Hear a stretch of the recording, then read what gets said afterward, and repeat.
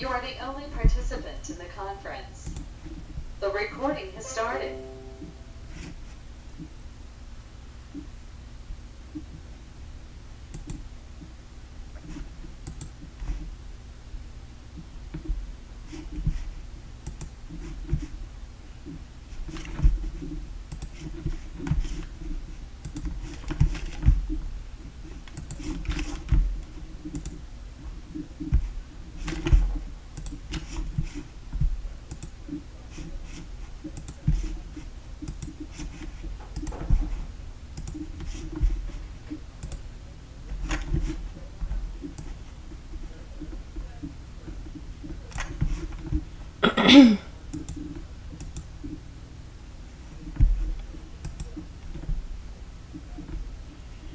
Greetings.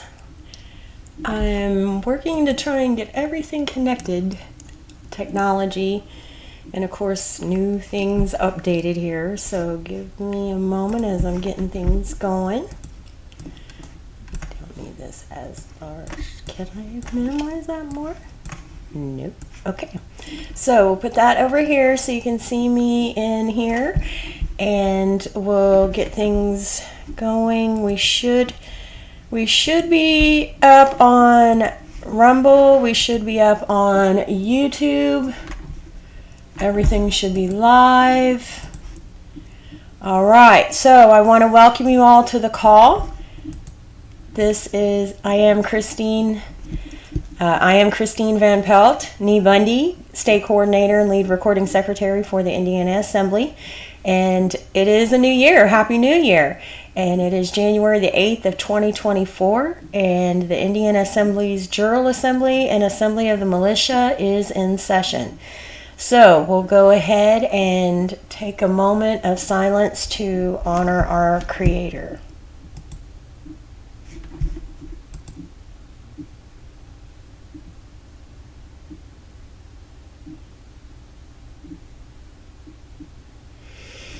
Okay, all right, so we'll get moving along here. And you should be able, oh, I've got a screen share on free conference call so you can see that. I will turn off the camera for me and we'll do screen share for desktop. This should go. All right. We'll go ahead and get going with the Bivens decision.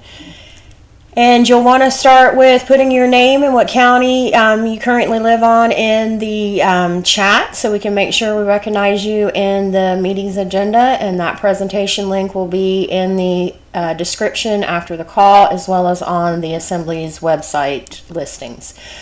All right. And if there's any response to this Bivens decision, you can be able to put that in the chat as well. So we'll get started. This meeting is private. Bearing false witness, misrepresentation, and posting inflammatory rhetoric in public forums is forbidden and shall be addressed in an appropriate manner. To eliminate all conflict and false allegations, is there anyone in attendance at today's meeting that is a member or agent of any law enforcement agency or public agency of the federal, state, county, city, or township agencies present? Is there a response to the Bivens decision for the first time? Hearing and seeing none. Welcome, Angie on Owen County, Indiana. Welcome, dear. All right. That we are welcoming her to the call. She's not responding to the Bivens decision. Hearing and seeing none in the chat. To the first response, is there any response to the Bivens decision for the second time?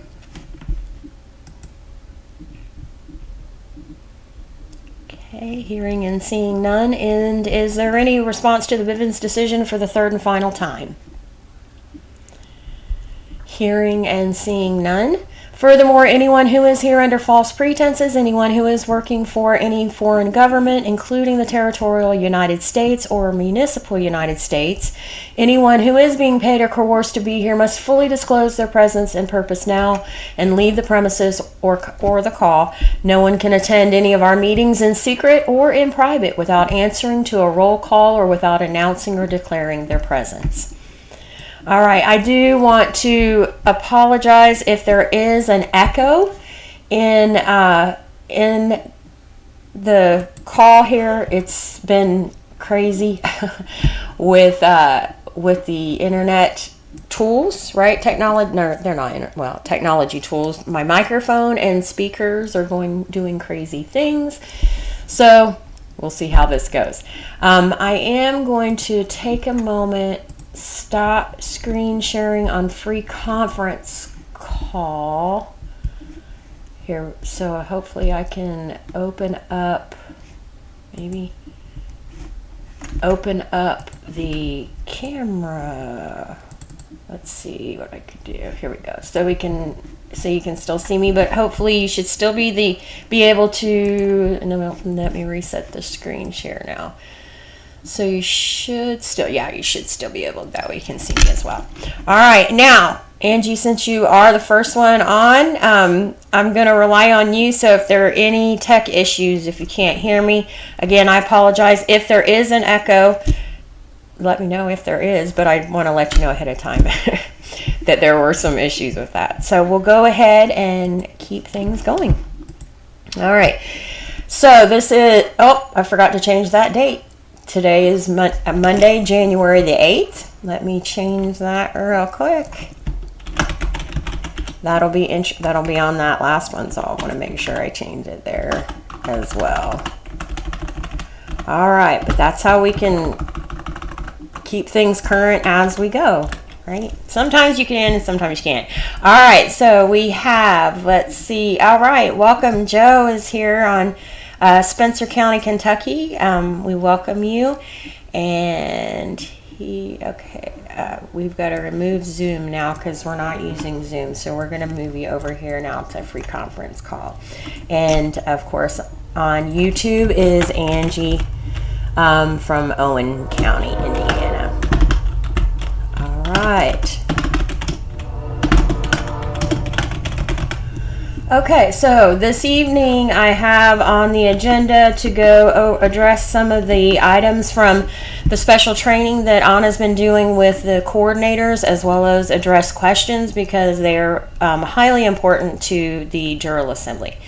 And then we're going to go over some brief points of the first few pages within the Common Law Community Training Manual, establishing the reign. I don't know if you can see this or not. Establishing the reign of natural liberty, the common law, and its courts. And thanks to Joe, we also have a PDF, so I'll be able to, because I'll be doing a little bit of reading from there as well.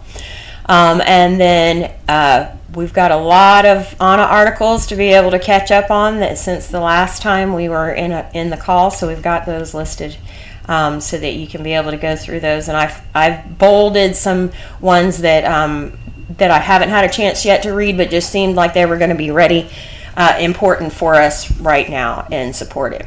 Then, if time permitting, hopefully we will be able to get some questions with Joe. I'm sure he also has some things he'd like to present for us as well. And then we want to make sure we don't forget that this call, the Jural Assembly call, will then be adjourned till January 22nd.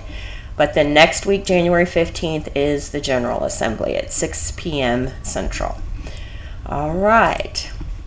Go through with our mission here. We cannot fail. We are willing and able to do this work physically, mentally, emotionally, and spiritually. We have resolve and determination. Oops, too big. I apologize. There we go. We have resolve and determination. We walk the talk and work every day to bring the de jure into reality. We have excellent tools to complete our work. We set realistic and achievable goals. We learn and research constantly. We have a timeline. It's possible for us to do this in 2024. We track our progress. We measure our strengths and weaknesses. We continually improve and revise accordingly. We conduct ourselves with peace and love. All right. See, oops. I want to see no more comments yet. We'll keep right on going. All right. So, classic signs of infiltrators and behaviors of the deeply indoctrinated. Agent provocateur and infiltrators. Definition: one employed to associate with suspected persons and by pretending sympathy with their aims to incite them to some incriminating action. And isn't it interesting about the example it gives right from the Wikipedia itself? The government used agents, provocateurs, to try to undermine the opposition party. They're already saying how they do their dirty deeds. Okay, infiltrator, noun. All right, as an informer, stool pigeon. Synonyms: counter spy, double agent, sleeper, spy master, super spy, courier. Excuse me. Then there's also what are called lurkers, those that like to hide in the secret. They want to come to calls but then don't want to actively participate. But they're always on guard watching everything that's going on, as though they are hoping to find that you've done something wrong so they can go after you. All right, other signs, classic signs. They want to attack the leaders, specifically the coordinator, Anna, James. They want to attack the foundational elements, the paperwork, the assembly process itself. The assembly process itself is already defined. We're just making it happen. It's not we're not here to reform anything. The outline's already there for us to do the restoration process, and that's what we're doing.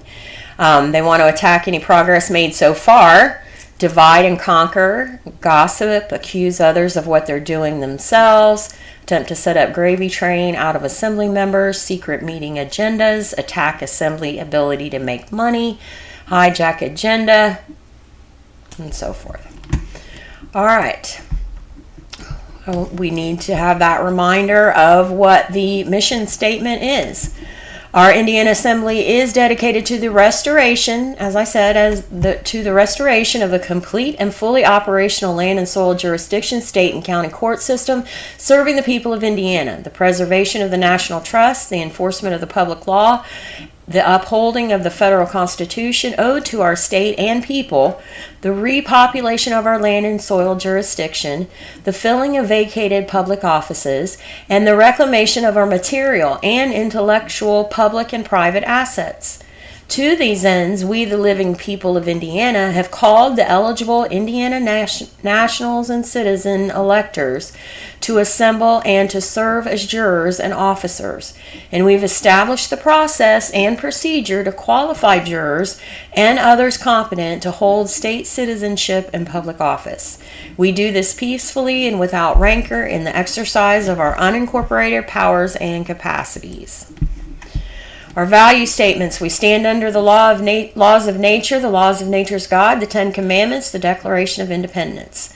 We accept the fiduciary responsibility of the Indiana Trust and operate under the prudent man standard, meaning we treat our state business as if it were our own business. We keep the peace and uphold the public law. We report crime. We value each man and woman as a unique creation of our Creator and recognize them as a powerful co-creator. We willingly choose to self-govern and strive to show up as our best self in each and every experience. We do not and we will not condone or participate in any form of insurrection, rebellion, or creation of armed forces other than the lawful state assembly militias operated as they're supposed to be operated within each state. And our land-based Continental Marshal Service, which is our jurisdictional interface with the U.S. Marshal Service. We perform under the treaties and constitutional agreements already established and for supporting the restored American government, the reconstruction thereof, and will become responsible for the conduct of the restored Confederation and Federal Republic. All right. Check any more comments. Okay, I'm not hearing any no's of not hearing me, so other than probably here, unless maybe the echo is just on my end. All right. So each state assembly is organized to perform 4 functions. So these are the 4 pillars that we are to seat so that we can get things moving. So first is the General Assembly. That's what we have on the first and third Mondays of the month. Provides a discussion and decision forum for intra-state business and acts as a committee of the whole to decide issues of general interest, conducts elections, and provides oversight for all assembly functions. 2, the second pillar is the International Business Assembly, which is composed entirely of state citizens, conducts the international and interstate business of the assembly. The third pillar is the Jural Assembly, which is for this call, provides the court services and oversees the grand jury, trial juries, officers, and functions of the courts. For the assembly, the fourth pillar, of course, is the assembly militia, which everyone is a part of. Is focused on promoting public safety within the boundaries of their state and is the well-regulated militia guaranteed to each state for its internal security. Does not matter what age you are, does not matter what gender you are. If you're able to, as Terry says it, if you're able to hand out water, you're able to help. Wanted to make sure we keep these links in our document agenda here. So the link to list of the assembly offices. Here is also an article from Anna about the call to public office that goes deeper into those offices. Their roles. Again, we're on free conference call. We've separated now from Zoom. Oh, we got comments. Hopefully I can work this in. Okay, we got links in. We got a link in here. All right, I'm not sure how to share the links, but I can add them in the agenda. Let's see. We can maybe pull it up. Yeah, Christina, that's for me, for you, for me for later on. Okay. For the call. Okay, sounds good. All right. Oh, now that's all. I'll bring this down over here. Okay. All right. So, and on this link here, if you scroll down, it has the calendar already in of all the calls through March. All right, so let's get started with talking about Anna's training she's been doing with the coordinator calls. Again, if you are interested in attending those calls, we're going further past January 11th as the original design. Things have been running that we've made a lot of progress, gaining a lot of valuable information. So Anna is willing to keep going with us. So if you are interested in being a coordinator or a county coordinator, and you want to just see what all this is going on, you do need to at least have presented at least your 1779 2 witness testimonies and verification of where you live on Indiana, and your birth certificate, and then email me at records@theindianaassembly.org, and I can be able to get the link to you.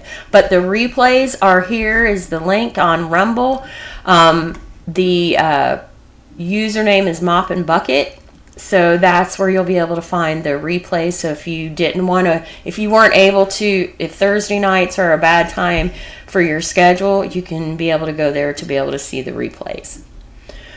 All right. But if you did want to be on the calls, make sure and email me and I'll send that out to you. Now, if you are interested in being a co-coordinator or a county coordinator, then you would have to, of course, have the bare minimum, but then you also have to have completed your notices, the declaration of political status process. Many neglect to think that that the declaration of political status process is done because they think they got the declaration of political status notarized, and got it published, but did not actually mail it. Didn't actually follow through with mailing it. And so you have to actually do that. There's a cover letter. So then once you mail that, send the copy of the cover letter with your proof of mailing, like your postage receipt from the post office, or possibly a green card. You may or may not get a green card back. They may or may not do it. That's why you want to make sure you have your receipt, because it'll have tracking information that if they don't send a return green card, at least you have your verification that you did serve them that notice. And then there is Federation vetting at that point, because it is we're still under the advisement of the guidance of the Federation until the Assembly is fully seated and able to separate and stand up. All right, so I wanted to go over some of these things. Again, here's the link for the replays. So December 28th's call, Anna shared about that Queen Elizabeth II's coronation oath, social contract, violation of the fraud of Great Britain, and the lawsuit known as Regina v. JAH. Anna also took questions for her training and edification. So again, the replays will have more details about the 28th. But I also think on that call that it was also that she had just discovered that Queen Anne, all the way back to Queen Anne, actually abdicated her throne when she decided to no longer be Queen of England, to be the Queen of Great Britain. Well, you can't be, or of Great Britain, for all of those countries within there. So she gave up you can't be sovereign to a group of countries. She gave up the sovereignty from England to take on Great Britain. And so that goes even farther back with Queen Anne. So that's something that Anna and her team have been working on. But again, if the details are not straight with me, December 28th's recording, the replay is there that you'll be able to get even more details. But I want to say that's what was addressed in that call as well. January 4th's call. This episode, she goes through why and how the state assemblies recognized by the Federation are the lawful government of their State of the Union and hold of co-contemporaneous hold the state of their State of the Union, and we hold the hold of co-contemporaneous general jurisdiction are a summoning authority. It's the job of the state citizens to enforce the constitutions. All three, depending on which jurisdiction, find out a little bit about how. So again, this will be more details within that call. We all need to watch, she brings up, we all need to watch the classic film musical 1776 to help us comprehend our forefathers' challenges. And so here is a link to, at least to the original trailer, so that you can research more to find it. Basic steps about our state courts, nullifying bad legislation imposed by our state of state subcontractors, who are delegates to the future Continental Congress, public notice after our lawful public elections, and more. So go back to the replays. A lot of that will be valuable information. So these are the key topics that from all the various questions. So Anna lumped them into key topics and put them into a document. There's the link to be able to get more of that, but I will switch over to it so we can walk through some of that. So let me stop screen sharing on free conference call a moment, and then come over here to, it did not, where, let's see.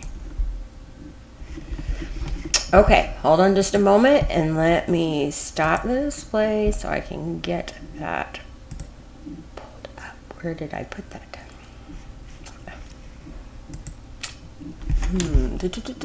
I had it up. All right, so, oh, it's going to be in here. I apologize. Let's see. And, oh, maybe here.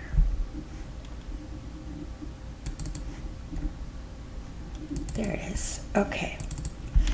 All right, now I can screen share everything again. Get free conference call. All right. So she went through to discuss Ex parte Milligan. Again, if you read about that case, it's on Indiana. Okay, so there are a lot of questions about Ex parte Milligan, so she's answering together. So once you have the people and the processes in place and you know the basics of American common law, that's when we can start sending out all the notices. Okay? Must have our courts functioning and serving the people in the assembly in order to make this claim. This means you must provide peacekeeping functions as well. You must have your sheriffs and deputies and bailiffs and some kind of reasonable jail facility maintained. You must have a meeting place for your court. Many assemblies are finding that you can rent space from the courthouses, which is what most of the courts do. When you have your ducks in order, the person or persons to notify are the state and state governor and the chief justice of the state of state court and the state of state attorney general. You need to have at least one trial jury and one grand jury filled out. So a minimum of 26 free jurors. You also need to elect your justices, your clerk of court, your court recording secretary if you use one in addition to the clerk of court, your bail bondsman, etc. When it comes time, you simply send a very brief notice to the above officers that your state assembly courts are in session and operation and you are providing notice of same to them. Notice to agents is notice to principals. Notice to principals is notice to agents per Ex parte Milligan, 1866. Each state will come online with this function at different times according to their level of expertise and development. The sooner your state gets its act together, the sooner you and your people can be freed of the presumptions of the foreign courts. That means we have to actually start doing this. It's not a matter of, oh great, thanks Angie, no echo on YouTube. So then it's just me hearing myself in an echo. I hope that didn't mess up all of free conference call. Okay, so that's why we've got a lot of people that they need help. We've got a lot of Indianians that have court cases, but we also have a lot of Indianians that haven't stepped up yet to start filling these roles so we can actually serve them and actually get them the help that they deserve. And that's where the citizens have to come into play and make this happen. The only time there's still even a qualification process for the talesmen that are not assembly members, but all others are to be have to be armored up citizens, right? To be in the Jural Assembly. Differences between federal and national government and nation versus state. The federal government is an invention of our forefathers, which allowed them to hire help on a contractual basis from our governments and to preserve our national soil jurisdiction independent of international functions. This isolationism has allowed our country to maintain its character and independence despite prolonged efforts to undermine it. The federal government provides services in international and global jurisdictions under contracts known as constitutions, originally in addition to our Federation of States and our Confederation of States. We have 3 federal contractors working under 3 constitutions. So that's why we need to have a committee that can start studying through the 3 constitutions, and we can start supporting the training and educating of others as breaking down the differences between the 3 to support. A lot of similarities, yes, but making sure to see what keeping the jurisdictions. Just one of the many things. There was originally an American federal subcontractor working under 1787 Constitution and the oversight of the Confederation of States. This American federal contractor was known as the Federal Republic, and it functioned well under the Constitution for the United States of America from 1787 to 1860. So it was actually functioning. It was already in play. They just stopped using it, right? So that's why it's time we step up and fill it back up again. Please note that this Constitution has been dormant since the start of the Civil War, and it is the Constitution that contains the titles of nobility amendment passed in 1819. So, for now, only 2 of the original federal subcontractors remain in business, 1 British territorial and 1 fronted by the Holy See. Their constitutions remain in print and are commonly available as the Constitution for the United States of America and the Constitution of the United States, respectively. All right, so as the national government provided by the contiguous counties within each one of the states operates on the soil jurisdiction it is separate and apart from the international and global jurisdictions of the Federation and or the federal government under contract. Please be aware that each of our states is the equivalent of a separate country, so that when we speak of our national government, we're talking about the people populating the soil jurisdiction of a single state. Each state's a nation. That's why Americans take their nationality from their state of the Union. We all call ourselves Americans, but the proper thing is to use our state demonym, such as Californian, Wisconsin, Indianian, right? We're not Hoosiers. Hoosiers are Indiana University students. We are Indianians. The word nation typically refers to the living people, and state refers to either their government or their physical defined state of the union. The word nation refers to their lawful person known as people, holding the international land jurisdiction of their physically defined state of the union. When we say we the people, we refer to ourselves as lawful persons populating the land jurisdiction of our state of the union. Okay. So let's, this one is the main key one that we needed to make sure we take note of. It only takes 1 person for Mississippi, for example, to be assembled. It takes 2 native-born people claiming their birthright to inherit Mississippi. And we long ago located 2 or more qualified people to stand as placeholder inheritors for themselves and for all other potential heirs. Inheritance is a different matter. Assembling requires the people living in Mississippi to not only claim their birthright political status as Americans and Mississippians, and to record and publish this action, but then gather together to form their state assembly. In this first stage, the General Assembly forms from the General Assembly, the Jural Assembly, Assembly Militia, and International Business Assembly are formed.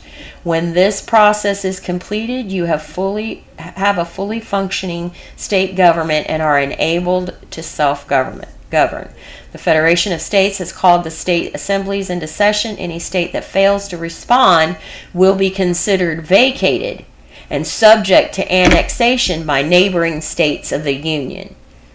So, in the example, Mississippi could become Greater Alabama. So this is why it's important, Indianians, for you to actually step up and serve, participate, right? Here was another point that a few states have brought up. Some states propose to merge all counties into one county for the purposes of administration. How does that work? It doesn't. I don't know who started that or what their reasoning was, but all the states of the Union have physically defined counties, and each county is populated as people from that county publish their claim to their birthright political status, period.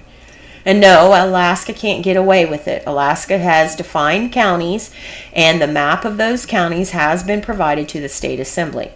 In the beginning, our government was organized on the soil, then the land, then the sea, then the air.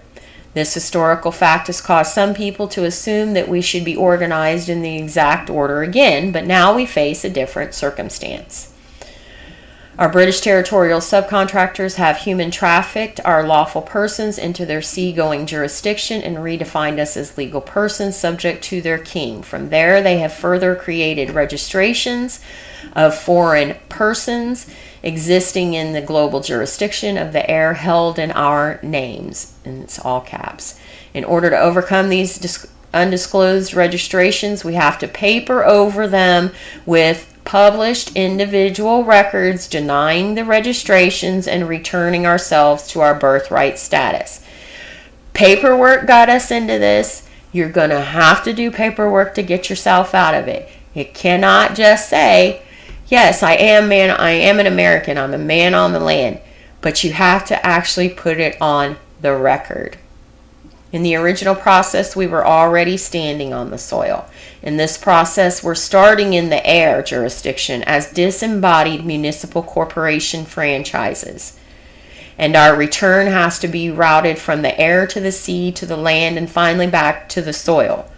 It's the exact opposite sequence from the original jurisdiction.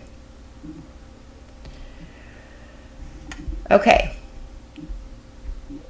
And here's a minor one. Not necessarily minor, but what about voting quorums? Because this is valuable for the Jural Assembly as well.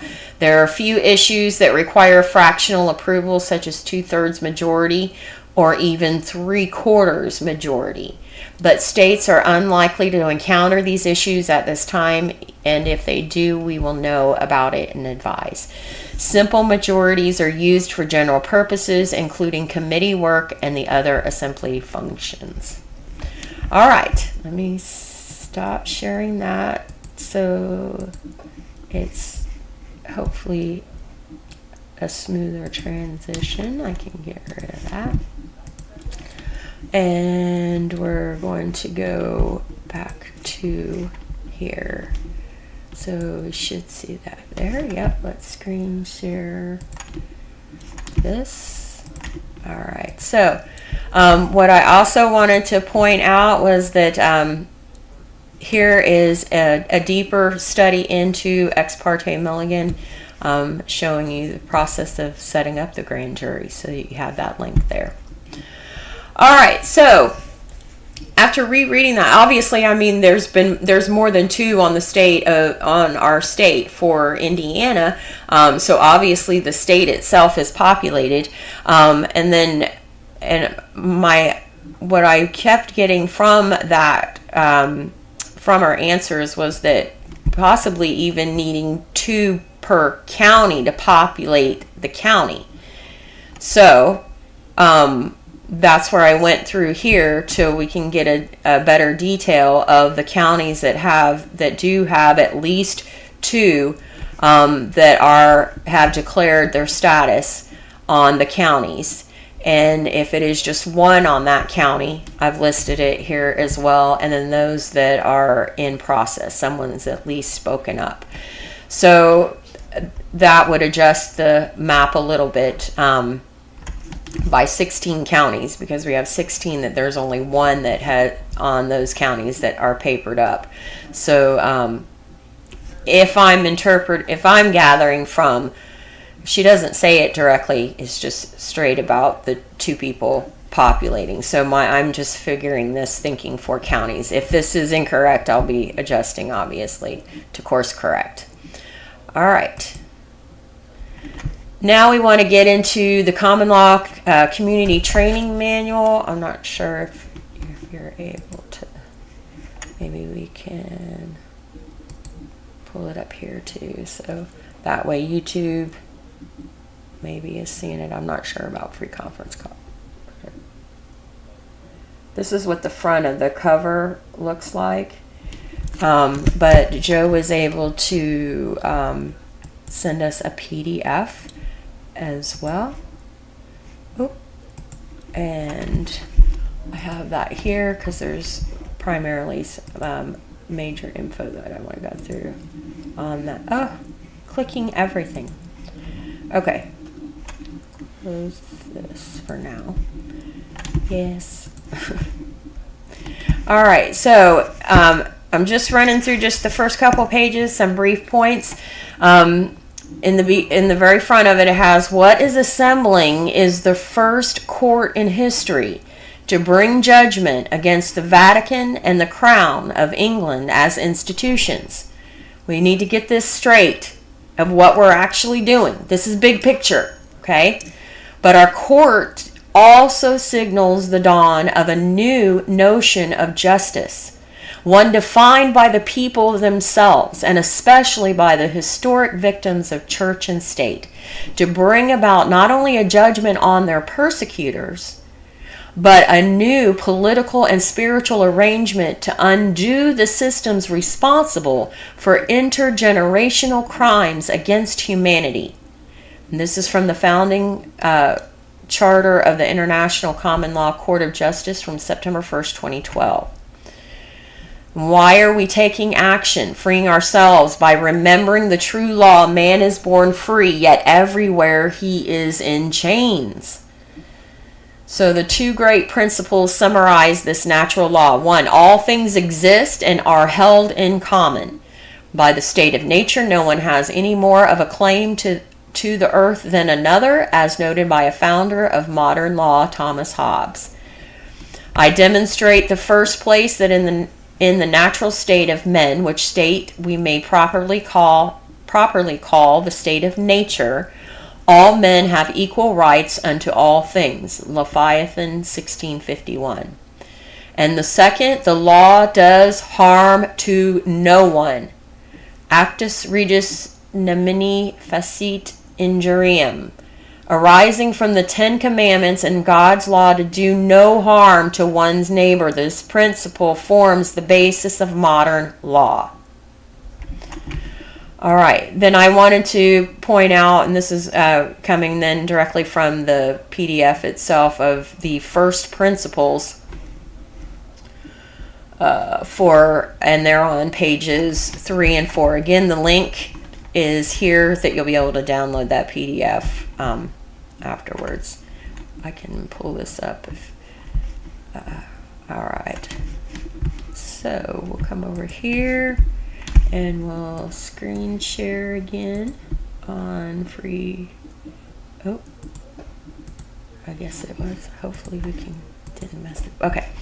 All right. So first principles. 1, every man, woman, and child is born and is by nature free, equal, and sovereign, and possess an inherent knowledge of what is true and right. Accordingly, no one can be subordinate to another or to any external authority, since every person's inherent wisdom and liberty makes them complete and sufficient creations in themselves within a wider community of equals. 2. This personal sovereignty is a reflection of the wider natural law, whereby all life by nature is indivisible and placed in common for the survival and happiness of all. In any just society, this commonality endows all people with the unalienable right to establish among themselves their own governance and defend themselves against any tyranny or violence, including that inflicted by external authorities. Any authority that rules unjustly and arbitrarily without free and uncoerced consent of the people has lost its right to rule and can be lawfully overthrown. Unjust government is not government, but tyranny. That was from Plato. 3rd, this natural law gives rise to customary common law, whose purpose is to protect the inherent liberties and sovereignty of men and women in a community by maintaining equity and peace among them. The common law derives its authority from the people themselves and from the capacity of the people to know what is just and to judge right and wrong for themselves. This capacity is expressed in a jury system of 12 freely chosen people who are the ultimate judge and authority under common law and its courts. 4. Historically, common law arose in England after the 11th century Norman conquest as a bulwark in defense of the people against the arbitrary rule of self-appointed elites, especially monarchs and popes. The authority of these elites was derived unnaturally from warfare, violent conquest, and the theft of the earth rather than from the consent of the community in its basis, the divine law of peace and equality. This elite rule arose most strongly in the Roman Empire and its descendant, the Church of Rome, under whose beliefs God is a dominator and conqueror domain, and all people are subjects of the Pope. 5. Such a conquest-based rule of papal and kingly elites gave rise to a legal system known as civil or Roman law, and the belief that men and women are not endowed with the capacity for self-rule and wisdom. All law and authority is therefore derived externally from statutes devised and imposed by a ruler, whether a pope or a monarch or a government. This system developed from Aristotelian philosophy and Roman property law, in which creation is divided and human beings are treated as chattels and the possessions of others, and are thereby devoid of inherent liberties. The people are thus in every sense enslaved, cut off from the world, given freely and in common to all. This slave system ranks and categorizes all people and grants restricted freedoms, phrathums, or slave privileges that are defined and limited through statutes issued by rulers. 6. Common and civil Roman law are therefore fundamentally opposed and are at war with each other. They cannot be reconciled since they arise from two completely different notions of humanity and justice. Common law knows life as a free gift given equally to all, while under civil law, life is a conditional privilege and humanity is a managed slave populace. Accordingly, governments operate and practice according to civil statute law and denigrate or ignore common law altogether through the rule of unaccountable judge-dominated courts. 7. The most extreme form of the elite-based civil Roman law is what is called papal or canon law, which defines the Church of Rome as the only legitimate authority on earth to which all other laws, people, and governments are subordinate. Canon law is self-governing and completely unaccountable to anything but itself. Behind its front of Christian rhetoric, Roman Catholicism is a neo-pagan cult based upon the late 3rd century Roman emperor worship system known as Sol Invictus, in which one sovereign entitled God and Master, Deus et Dominus, rules heaven and earth, specifically the Pope. This tyrannical cult has not surprisingly caused more warfare, genocide, conquest, and murder than any power in human history, and continues to constitute the single greatest threat to common law and human liberty. Number 8, the Church of Rome was the first and is the oldest corporation on our planet, a legal entity designed for the protection of tyrants and pedophiles, which nullifies the individual liability and responsibility of the elites for any crime or conquest they perpetrate. From Rome and the Vatican Incorporated has spread the contagion that now threatens to destroy our planet and our lives is unacceptable. Corporate oligarchy everywhere subverts liberty and the health of our planet by subordinating all of life to profit and power. 9, at this very moment of corporate conquest and its subjugation of humanity, a counter movement is arising to reassert the divine purpose in its operation through common law and to restore the earth and humanity to their natural being as a common body. This movement is foretold biblically and in prophecy as the time when all people are returned to their natural equality, devoid of all divisions, privileges, and oppression, in order to live in harmony with creation and one another. And 10, this restoration of humanity is a divine purpose and begins by actively disestablishing all existing authority and institutions derived from Roman civil law and replacing them with a new governance under common law jurisdiction. The creation of that new natural law authority among a liberated humanity is the fundamental purpose of the common law courts. All right, so very important to get those first principles in. First principles are first principles for a reason. You hold them in high standard, and they're first. They have to come first. There's a purpose for that. All right, so then we have I've got 3 pages of articles from Anna to catch us up, and she was really busy last week. But I did go through and bold some of the ones that I thought would be important ones to pay attention to at least get started reading through right away. All right, now, before I move to the next thing, I want to try and see if I can get this video to play. It's a short video. Let's see. It's like less than 5 minutes, but I don't know how. Let me see if I can do it through here. Stop. Let's see. I thought maybe there's a way to put a link in onto this. No, that's not what I want. Let's see.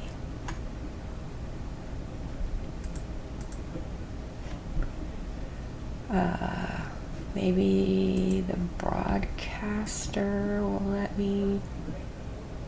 No, that's if I have something already. So we're gonna see how this, because I really hope this works. This is a great video.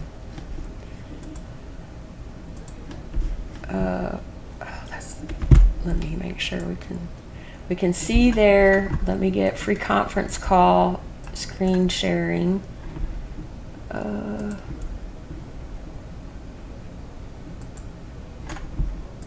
Alright, so I think I have to move this over here so we can hear it.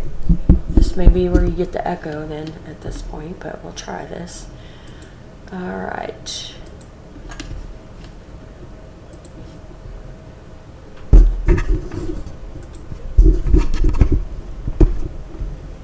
Oh, come on, where are you? I'm excited.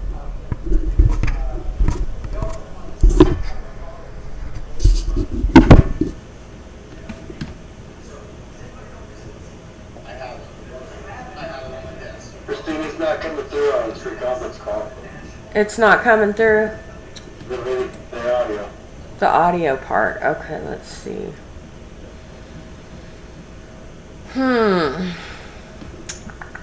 This is a great video. Let's see.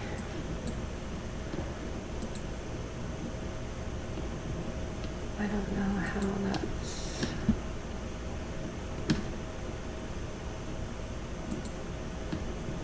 Let's see what this does.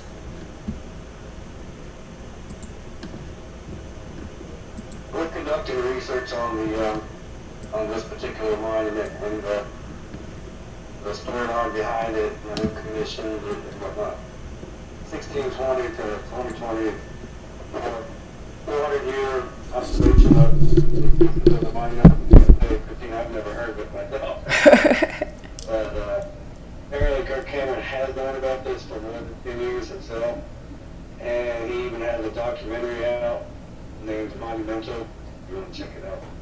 Yeah, I've got the link in the presentation. It's a great video. Like I said, it's just under 5 minutes here. But the link is in the presentation. Oh no, I didn't put it in the presentation. Let's see. I'm gonna put it with Anna's pages because it was we talked about it in one of the. It was one while we were waiting for Anna was running a few minutes late, and Michelle on California shared the link with us, and so I am now putting it in Faith Monument. Alright, so that way it'll be in there, so y'all can go to that, and I'll adjust the spacing, but that way it'll be in the link for us. And that's slide 13. Okay, but yes, Faith Monument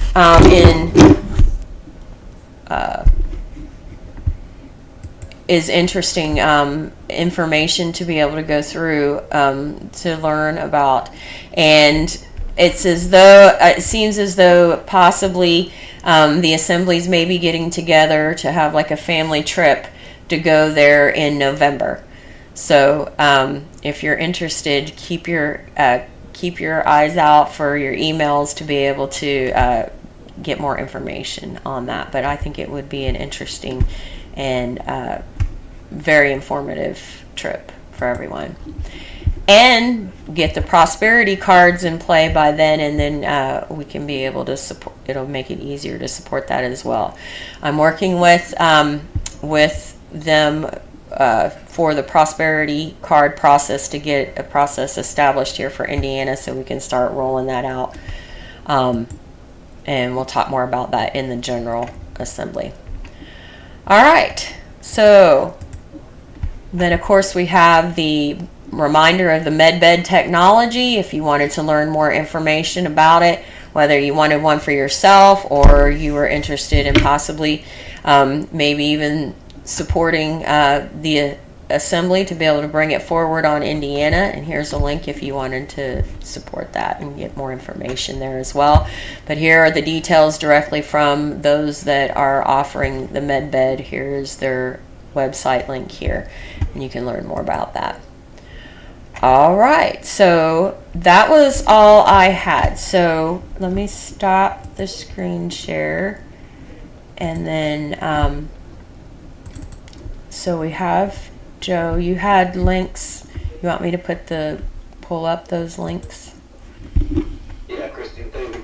Jam-packed and interesting as usual. Very interesting presentation. No one can ever say you skip on information. There's so much, though. But I wanted to add on to some of the things that we talked about before. Okay. Kind of build a couple sturdy bridges moving into 2024 here. So if you want to share the links that I shared in order, I guess you can. All right, I've got the first one up. Okay, I'll give you a backdrop. You read pretty quickly and loudly, plus it's right there on your screen. So if you want to read that, I can give you the backdrop. This is an article that was written on the 20th of last month, coming off the heels of many general interests on how can each state more frequently collaborate with the peacekeeping task force. And about 2 months ago, the military affairs liaison with the Federation, Shannon Brookie, attended a meeting that the American States Assembly's podcast from North Carolina held, and they made mention also of moving forward that each state assembly can elect to have an American State National who's not gainfully employed, involved as an elected position in at the state level and county, but would like to participate and be kind of up to cutting edge, ear to the ground kind of thing, without having too much ownership or responsibility other than being present with Peacekeeping Task Force when we meet nationwide, and that can carry that back to the General Assembly and hand it off to whichever committee they feel is needed. So that's the opportunity. If you want to read that, Okay. that's kind of the backstory. We'd like to take this time to extend our most sincere gratitude to everyone who has contacted our offices over the past several weeks. Through our continued support from our readers from all over the world, we garner support that only grows more with each passing week. In just a few short months since the launching of the site, we've already received thousands of visits that displays even a general interest in what we do regarding American peacekeeping. The Peacekeeping Task Force, PKTF, as a unique peacekeeping service, however, does not come without considerable challenges along the way to establishing our dedication to the same. Our current team is very limited in both time and hours available to meet the demand towards communicating our intent to our current readers, email affiliates, and future subscribers. Nevertheless, PKTF marches on in our efforts simply because we believe in the cause for maintaining the peace and upholding the public law in all jurisdictions where such tasks are found to exist. Our current limitations are largely at the state level, where communication oftentimes suffers due to lack of acceptable consistency. Such limitations are not for the lack of general interest from each state assembly, but rather from a lack of a more consistent open channel of communication where real-time general information is needing to be shared. And so the PKTF has devised a suitable method to help bridge the lingering gap between our office and each state assembly. In this, we're happy to announce the role of PKTF liaison. In this effort, we are hopeful to receive at least one interested man or woman from among each of the 50 American state assemblies who are interested in meeting with our directors whose assemblies are currently without an assembly militia pillar command leadership. We realize there are numerous state assemblies working diligently with their aspects of assembly pillar development. All assembly pillar development is crucial to assembly success, and so it is not surprising to our staff that many of the 50 state assemblies have not yet tackled the awesome responsibility of assembly militia pillar reconstruction at this current juncture. And this is where the concept of a PKTF state liaison begins to become a practical necessity. Here are the particulars in a nutshell. A. The Peacekeeping Task Force would like to meet with at least one, no more than two, American state nationals from each state assembly known as a PKTF Assembly Liaison in order to discuss ongoing general developments taking shape across all three jurisdictions that facilitates services from all 5 peacekeeping sectors. B. One PKTF Assembly Liaison is needed to conduct each general discussion. If any state assembly is able to afford at least one other PKTF Assembly Liaison, then 2 from each state would suffice, but is not needed to attend each meeting. C. The Peacekeeping Task Force would provide, facilitate, and moderate each meeting via video conference with a maintained roster of recognizable participants who are the assigned liaisons. D. Each PKTF liaison should not be expected to be among anyone who is currently serving in any other citizen role within their respective state assemblies, therefore alleviating them of any other obligations within the assembly other than perhaps a supporting member role of their outreach committee. E. There will be no need to be appointed for the opportunity to become a PKTF Assembly Liaison from each state assembly. However, a proper status correction must be recorded within the Land Recording Office or equivalent Federation of States recording system. F. Each PKTF Assembly Liaison must arrive to the meetings in good standing with their respective state assembly utilizing the honor system In other words, there is no need for a letter of recommendation by a state coordinator to participate. However, it is up to the discretion of directors of the Peacekeeping Task Force to determine whether or not any volunteer PKTF state liaison will continue to attend further meetings, or if when meeting schedules will continue for an extended period beyond Assembly Militia pillar establishment. G.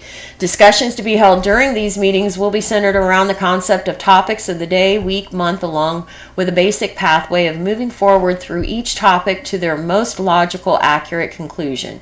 Each meeting will aim to provide the most current information they share in the most concise manner possible. Each meeting is expected to be an extremely valuable experience provided along a high-speed, low-drag tempo. H. The overall intent is to provide hard-hitting developmental information in the absence of an Assembly Militia commander.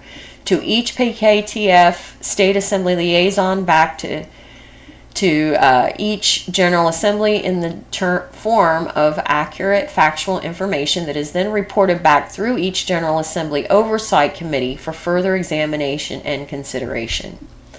I. Each PKTF Assembly liaison is not expected to offer any other details regarding their state assembly pillar or peacekeeping service developments or shortcomings outside of assembly militia functions.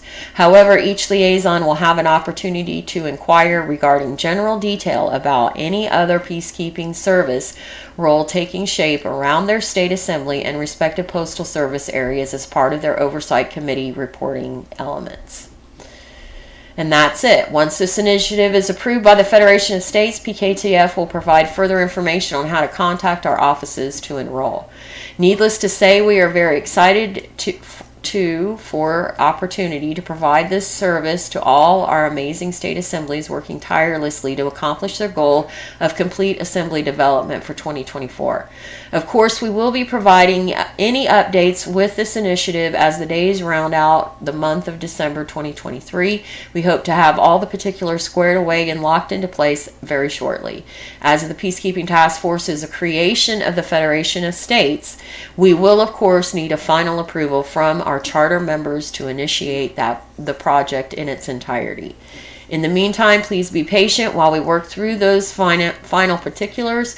We are confident an approval will be provided and setup can begin in the coming days or weeks ahead.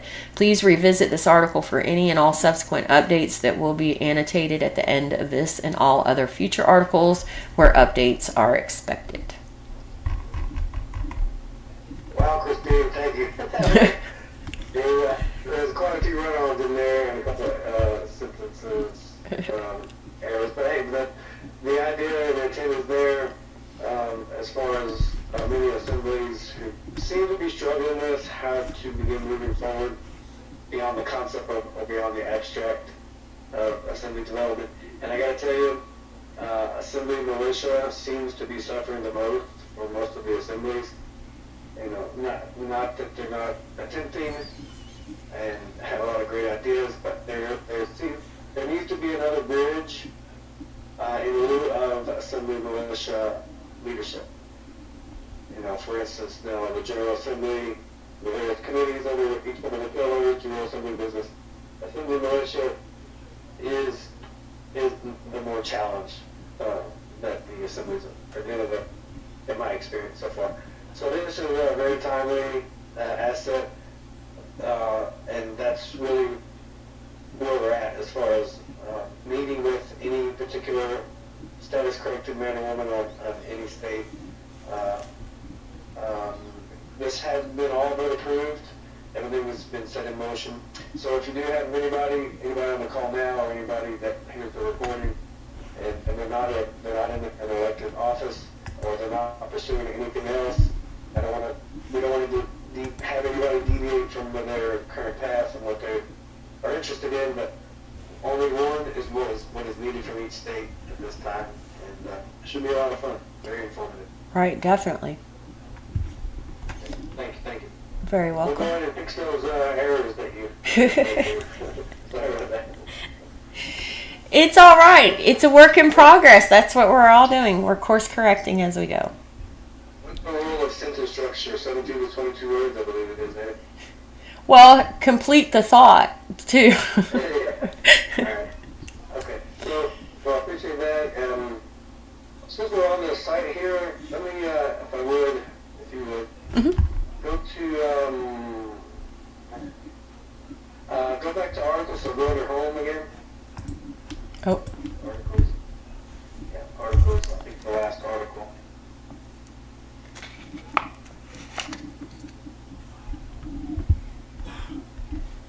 Yeah, last article. Provided, outreach. Go up, go up. Yeah, go up. Right there. Actually, either one of those two, but let's do the adding soil jurisdiction sheriffs. Yeah, there you go. Okay. Now we met with that image is also loaded. So you don't have to read this, but I can tell you, we started adding the images of each postal area, and I'll have you take us there in a moment here, Christine. Of the counties, because we just recently met on two separate occasions recently with two separate states who have sheriffs. Okay, so what we did is what was requested is is that the site here at least expressed activity and functions taking place on the counties regarding sheriffs. So if you go ahead and click that image there in the middle, which this article basically describes where to go and find out more information about exposure to the assemblies, the county sheriffs. Oh, that's not it. Oh, yes, it is. I'm sorry. Go ahead and go down. Yep. It takes you back to the home page, and then it takes you down to that section that you just saw. The sheriffs. Yep. So if you click sheriff, and it flips over, click that maroon hyperlink there. Here's an addition added information-wise regarding the role of incorporated and unincorporated peacekeepers and law enforcement.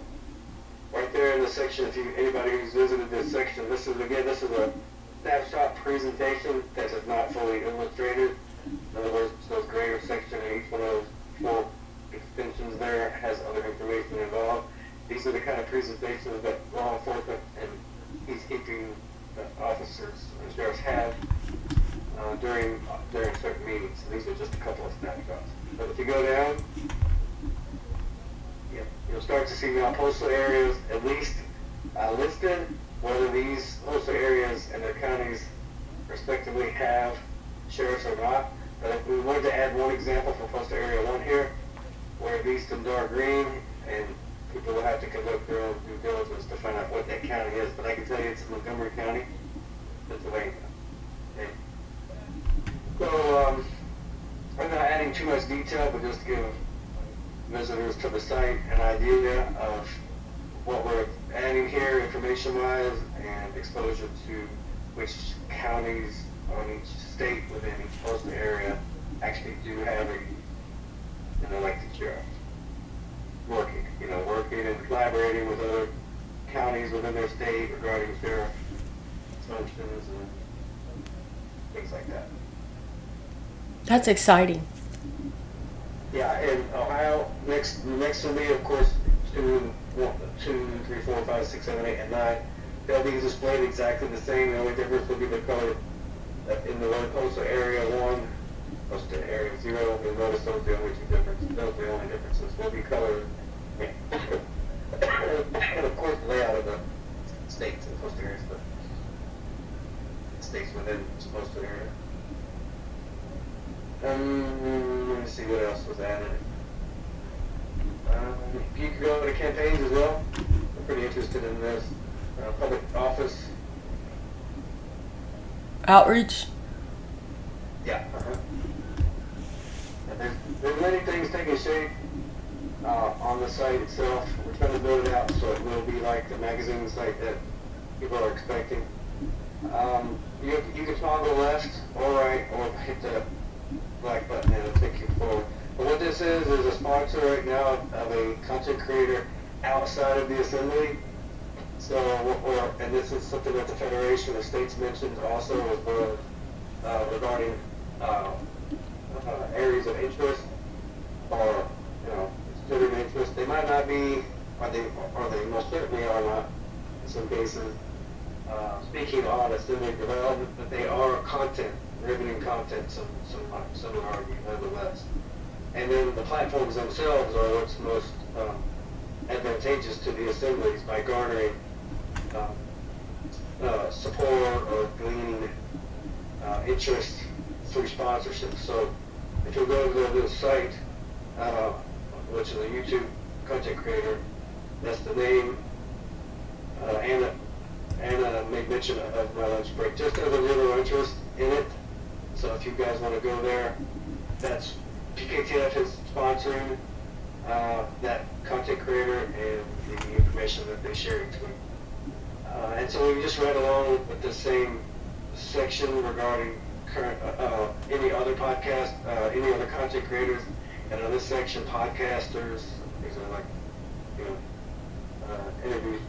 interview platforms, audio platforms, podcasters, and of course journalists, which is really the meat and potatoes, because this is where the assemblies can start to pull information in as they gather and investigate and report on and write about from their own counties.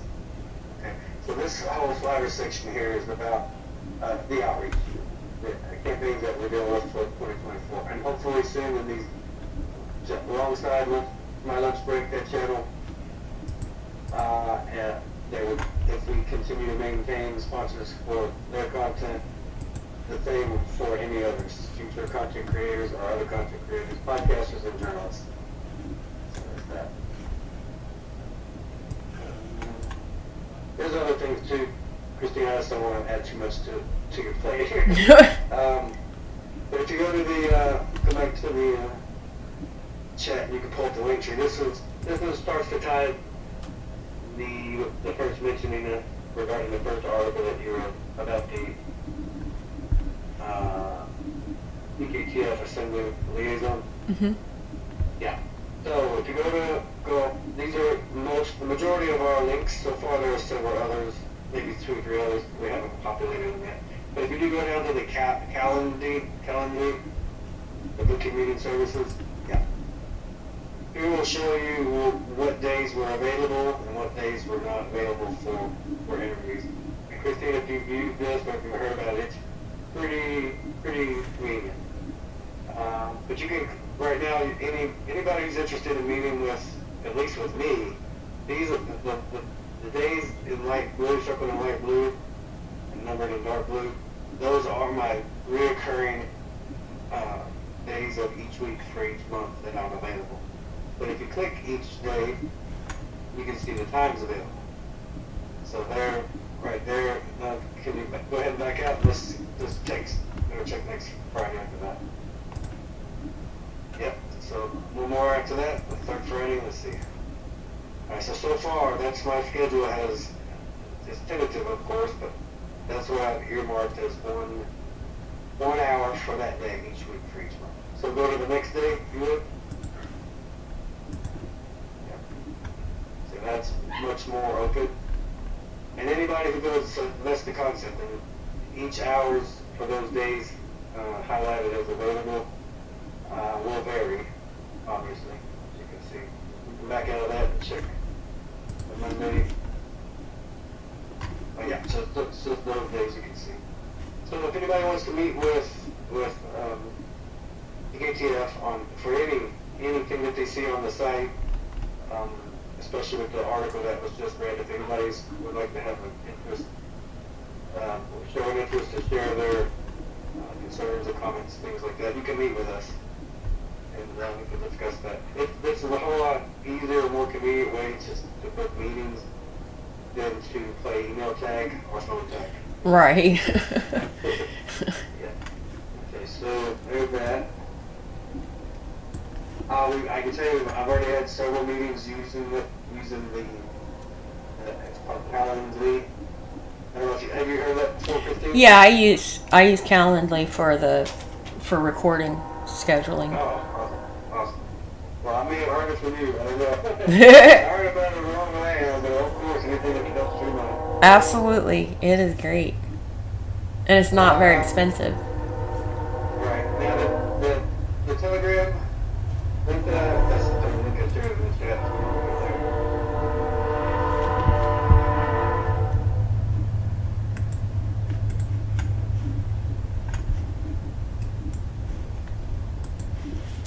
I don't know if I kept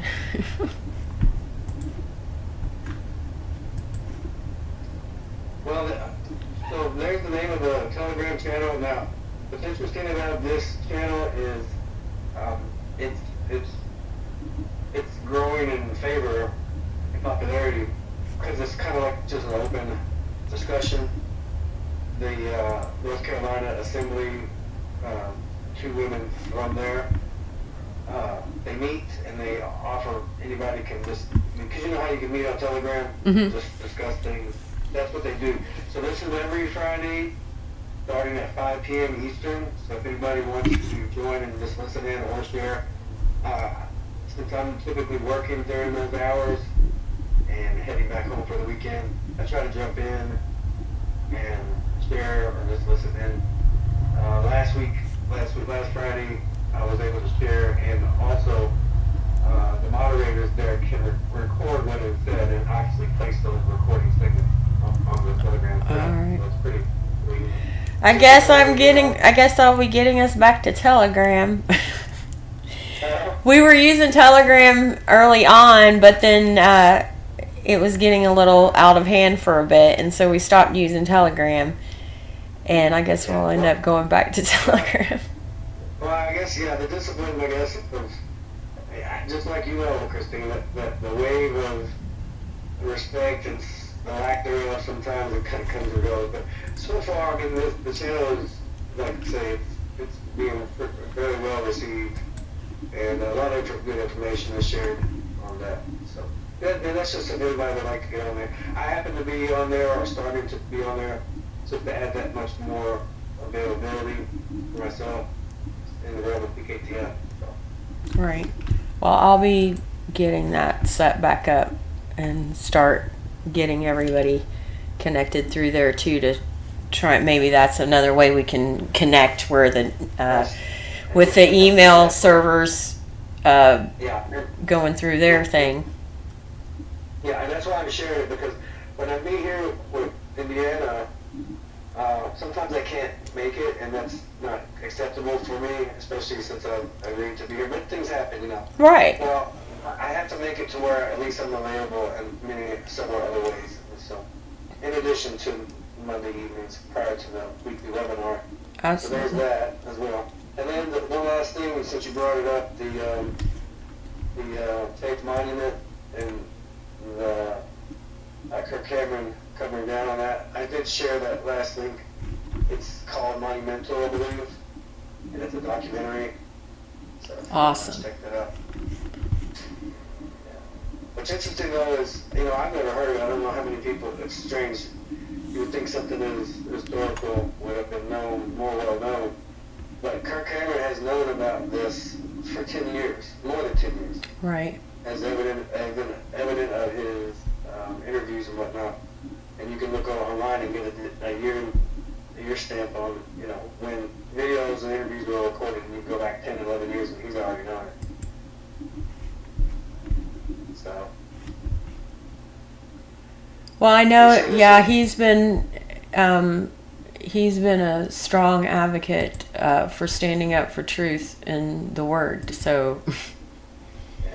Well, you know, and at the same time, I got to say, some of these magnificent artworks and statues, sculptures and whatnot, and the origins of where they came from, we're kind of simultaneously discovering certain things, you know. So maybe even Kirk Cameron can benefit from finding precisely, you know, who commissioned this work and how it happened, those kind of things too. And coincidentally enough, that's what my lunch break does. So yeah, and you know what's interesting here? This is an 82 meter high, something like that. It's very, very tall and made of solid granite, I believe. Well, you can see here they're standing. it took them between 50 and 70 years to complete. And within that time period, that's logical, that would take that long, even though it's not a building, or it's a monument. Right. But within that time frame, you would think maybe it would take that long. Versus the other buildings with the same, magnificent kind of awe to them, around that same time period, took 1 to 2 years to build. So you're like, wait a minute, that doesn't make sense that those huge buildings can be built 1 or 2 years on a monument here, and the detail right. took 50 to 70 years. Right. Allegedly. Because that makes much better sense. So anyway, so people have a lot of explaining to do when it comes to that. And so that's where we're at as far as outreach goes. As you can see, it's kind of coming in and a couple of different trajectories with interesting topics, nevertheless. All tying back to the fact that, hey,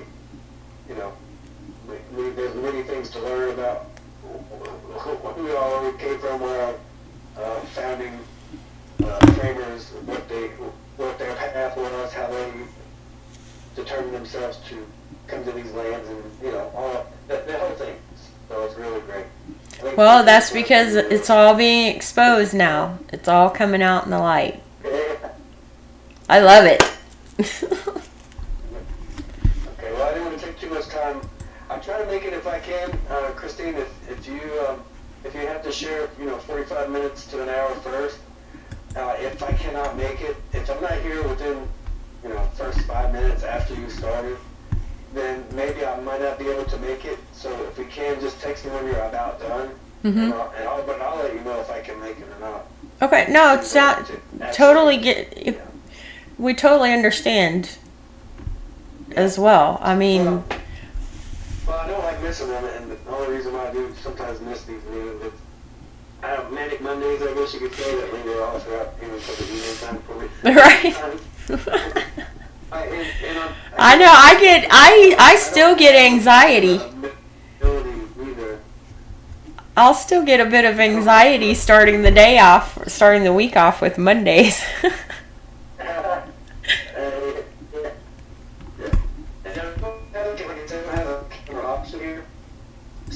In case, even if I needed to, maybe I was home, I don't see a camera option. It's grayed out. You don't see a camera option? Yeah, but that's okay. We can work on it next time. Just to let you know. If I don't have the option, maybe other participants would not either have it. I don't know. I think free conference calls, but I think it was updated too. A lot of things are being updated for the first of the year, so I'm not sure yet. Well, no problem. I'll check on my end. I did check to see if it was updated before. I didn't notice that. But there you go. All right. Well, thank you very much. We greatly appreciate that you have committed to supporting us and being able to do this. And go ahead and wrap things up. We do want to make sure again that the next Jural Assembly. Let me screen share on here too, so it's back up for here. That the Jural Assembly meets then again on the 22nd. And the General Assembly will be next week on the 15th at 6 p.m. And we'll keep things going. And again, here are all of our links. And if you did want to, for consult or recording, I'm on Calendly as well. And so we want to thank you all and wish you all prosperous new year, going into the new year here. So exciting that it's a new year, 2024. Okay. Just one more thing. I do recognize that on your newsletter you send out that you provided my email for those to ask questions. Send us questions. I haven't yet received any from Indiana, but as promised, and if I get the opportunity ahead of time, I'll prepare questions that come from other assemblies. Okay. In case there are those from Yeah, because maybe it could just be a getting started of really not knowing yet what kind of questions to ask. And that may help at least get the process going. Yeah, and we kind of spawned and cultivated the idea about, meeting with us directly. At least one from Indian Assembly. So if you have it and those listening to the call or replay, and you're from Indiana or Kentucky or anywhere, if you'd like to throw your hat in the ring and you're sitting back and think you'd like to listen in, it's nothing that you have to get your hands dirty too much. Just bring information back to your assembly, Jural Assembly, and share. It's going to be, well, and it's 2024. It's a new year. Things are going to, we got have more knowledge now about how to move forward, and it's going to happen. We can do this. It's possible. All right. Well, thank you very much again, Joe. Thank you, everyone that did end up possibly listening, as well as those. I forgot to turn on the radio thing for free conference call. And it should go through to Rumble as well, because I tried to make sure and set that for the start. So hopefully it should have fed through on Rumble this time for us. That's going to be one we have. Unless you pay for a higher plan, you only get one. Oh, yeah. You can't do several scheduling ahead out for live streams. So that's a little bit of time consuming, but it's trying to work at getting everything connected in, and so that we can possibly get more exposure, and maybe even Telegram will make a difference in being able to help get communication going. And that way we can start connecting easier there as well. Thank you again, Joe, for another awesome tip. I love it when you come. All right, so we'll go ahead and wrap things up for this evening. And thank you, everyone, for taking the time, and those that will be listening afterwards. Hopefully you'll be able to have gained more information. And don't forget, email Joe, email myself for any questions. If you wanted to move forward with your status correction, you should be, hopefully. And those that are interested in actively participating with setting up the Jural Assembly. And all right, well, we look forward to next week's call, and we wish you peace and love. Have a great night, everyone. Thank you. Bye, everyone. Bye, Christine. Bye-bye.